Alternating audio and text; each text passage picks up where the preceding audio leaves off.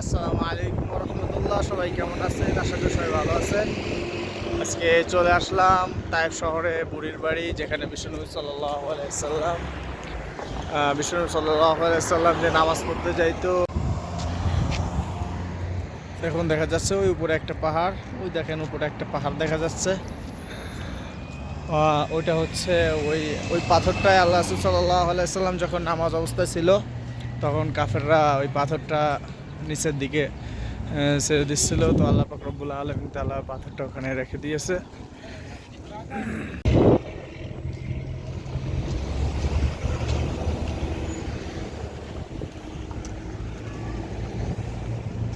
সালাম।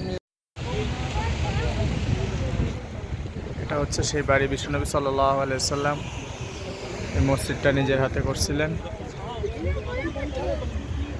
এটা হচ্ছে সেই পাথরটা, দেখেন এর উপরে দেখা যায়।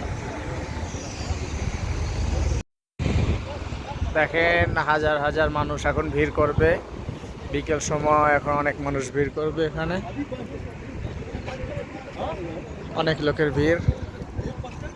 একটু পরে দেখা যাক, পাহাড়ের উপরে উঠবো ইনশাআল্লাহ। এটা হচ্ছে সেই বুড়ির বাড়ি,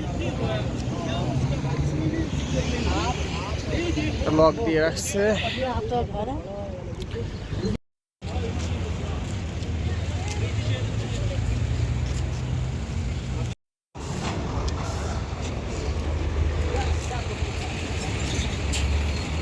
অনেক লোক এখানে ভিড় করবে, প্রত্যেকটা হাজি এখানে আসে।